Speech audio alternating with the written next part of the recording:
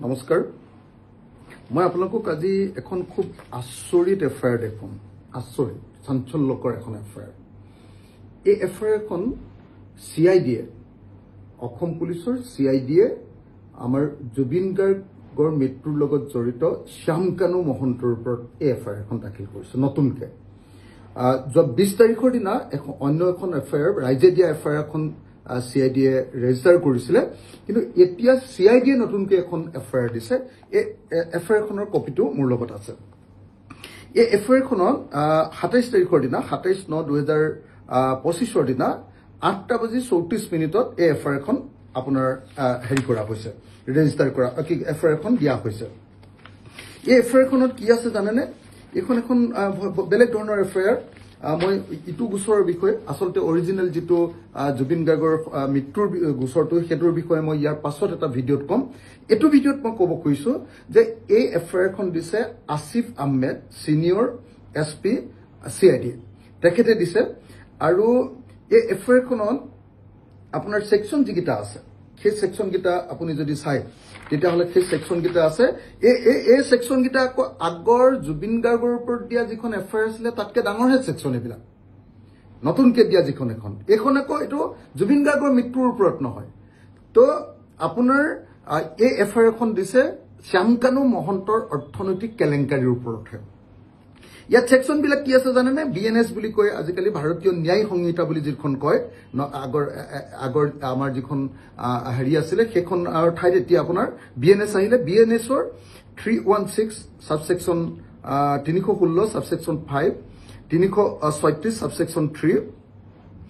337 section দিছে 338 section দিছে 339 section দিছে 340 সাবসেকশন 2 দিছে 341 সাবসেকশন 1 দিছে আৰু 342 সাবসেকশন 1 দিছে তো ইন্টাৰেস্টিংলি ইয়াৰ এই যিবিলাক হেৰি দিছে এইবিলাক হল ক্ৰিমিনেল ব্ৰিচ অফ ট্ৰাষ্ট এটো তাকো লাইফ জেল হয় তেনেকুৱা লাইফ জেল আগৰ আপোনাৰ কি কয় আপোনাৰ জুবিন গাৰ্গৰ মৃত্যুৰ গোচৰটোত অকল এটা সেকশনে আছে ইয়াত কিন্তু এনেকুৱা লাইফ জেল দিয়া কেইবাটাও সেকশন মই ইয়াত দেখিবলৈ পালো এটা ফৰ্জাৰী 7 ইয়াৰ্স জেল হ'ব পাৰে হেৰিয়াৰ শ্যামকানু মহন্তৰ ফৰ্জাৰী অফ ৰেকৰ্ডছ গভৰ্নমেন্ট ডকুমেন্টছ এটো 7 বছৰ হ'ব পাৰে ফৰ্জাৰী অফ সিকিউৰিটি লাইফ এটো লাইফ ইমপ্ৰিজনমেন্ট হ'ব পাৰে গোটেই জীৱন যাৱজ্জীৱন হ'ব পাৰে জেল হ'ব পাৰে পজিশন অফ ফৰ্জ ডকুমেন্টছ এটো 7 বছৰ জেল হ'ব পাৰে use of false documents life jail হ'ব পাৰে পজিশন অফ কাউন্টাৰফিট সিল এটো লাইফ জেল হ'ব পাৰে আৰু fraudulent destruction of will authority এবিলাকতো লাইফ জেল হ'ব পাৰে ইন্টাৰেষ্টিংলি যে যি সময়ত আমাৰ হাৰ্টথ্ৰব জুবিন গাৰ্গ অসমীয়া জাতিৰ আটাইতকৈ ইম্পৰ্টেন্ট এজন গায়ক তেওঁৰ মৃত্যুৰ কাৰণে যিকিটা সেকশন দিছে মাত্ৰ 3টা সেকশন ইয়াত কিন্তু দিছে কেইটা সেকশন 8টা সেকশন ইয়াৰ 8টাৰ ভিতৰত এটা দুটা আপোনাৰ 3টা 4টা 5টা সেকশন আকৌ লাইফ জেল তাত আকৌ মাত্ৰ এটাহে লাইফ জেল এটো ইন্টাৰেস্টিং ঘটনা এই যিখন নতুন এফআইআৰখন দিছে এই এফআইআৰখনত কি পাইছে জানেনে কি কাৰণে দিলে জানেনে যে সেদিনা যেতিয়া আপোনাৰ মহন্তৰ ঘৰলৈ গৈছিলে আপোনাৰ শ্যামকানু মহন্তৰ ঘৰলৈ পুলিচ যাওঁতে কি পালে জানেনে এক নম্বৰটো কি হল যে তেওঁলোকে পালে যে কমিশন অফ সিৰিয়াছ ফাইনেন্সিয়েল ইৰেগুলাৰিটিজ সাংঘাতিক ধৰণৰ অৰ্থনৈতিক কেলেংকাৰী কৰাৰ কিছুমান ডকুমেন্ট পালে ফৰ্জাৰী মানে 2 নম্বৰী কাগজ বনোৱাৰ কাগজ বস্তু পালে use of fraudulent means for unlawful financial gain একদম বেআইনী কিছুমান ফাইনেন্সিয়েল লাভ উঠাবৰ কাৰণে কৰা একদম 2 নম্বৰী প্ৰবঞ্চনা কিছুমান পালে 2 নম্বৰ কি পালে জানেনে তেওঁৰ ঘৰত এটা অনুষ্ঠানৰ নামত যেটো অনুষ্ঠানৰ নামত আপোনালোকে জানে যে ট্ৰেন এমএমএছ বুলি কয় তেওঁৰ যেটো কোম্পানী তেওঁৰ যেটো আপোনাৰ ট্ৰাষ্ট সেই ট্ৰাষ্টৰ নামতে দুটা পান কাৰ্ড পাইছে এটা অনুষ্ঠানৰ নামত কেতিয়া দুটা পান কাৰ্ড থাকিব নোৱাৰে এটো ফ্ৰডুলেন্ট হয় এটো টকা পইচা কেলেংকাৰী কৰিবৰ কাৰণে এটো কৰে বুলি কয় গতিকে এটো প্ৰমাণিত এটো পালে তাৰ পাছত কি কৰিলে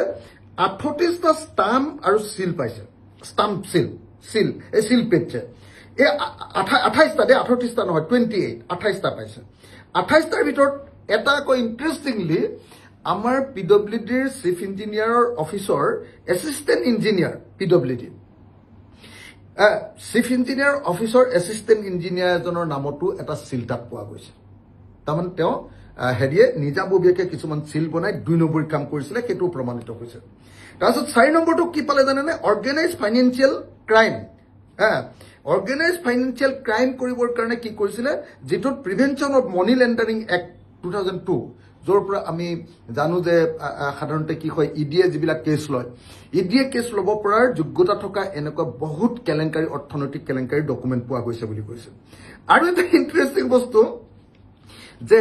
যি সময়ত অসমৰ মুখ্যমন্ত্ৰীয়ে কৈ থাকিছিলে যে নাই তেওঁ একো সহায় কৰা নাই দেখা গৈছে যে আপোনাৰ শ্যামকানু মহন্তই PMGSY ৰোডত কাম কৰাৰ PMGSY ৰাস্তাৰ নিৰ্মাণ কৰাৰ ঠিকা লোৱাৰ কিছুমান ডকুমেণ্ট পোৱা গৈছে অসমৰো আৰু অৰুণাচল প্ৰদেশৰো এইবিলাক ডকুমেণ্ট পোৱা গৈছে আৰু এই গোটেই ডকুমেণ্টবিলাকৰ পৰা এটা বস্তু প্ৰমাণিত হৈছে যে অৰ্থনৈতিক এটা ডাঙৰ কেলেংকাৰী শ্যামকানু মহন্তই কৰিছিলে বিজেপি চৰকাৰৰ দিনত আপোনালোকে নিশ্চয় জানে যে সৰ্বানন্দ সোণোৱালৰ দিনত তেওঁ উত্থান আৰম্ভ হৈছিলে অৰ্থনৈতিকভাৱে তাৰপিছত সেই উত্থানটো হিমন্ত বিশ্ব শৰ্মাৰ দিনত একদম আকাশ চুচিলেগে আৰু সেই গোটেই ডকুমেণ্টবিলাক ইয়াত আছে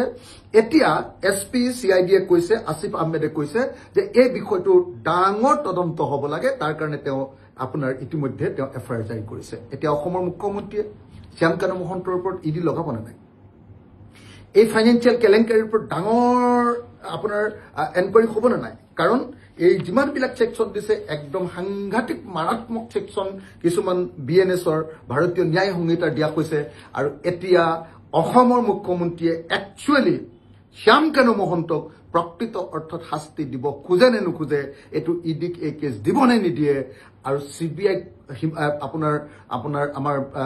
জুবিন গাৰ্গৰ মৃত্যুৰ গোচৰটো দিব নে নিদিয়ে এই গোটেই কথাকেইটাৰ ওপৰতেই অসমৰ মুখ্যমন্ত্ৰীৰ লগত বিজেপি চৰকাৰৰ লগত আচলতে শ্যামকানু মহন্তৰ সম্পৰ্ক আছে নে নাই প্ৰমাণিত হ'ব গতিকে মই আজি আপোনালোকৰ সন্মুখলৈ এই চাঞ্চল্যকৰ যিখন FIR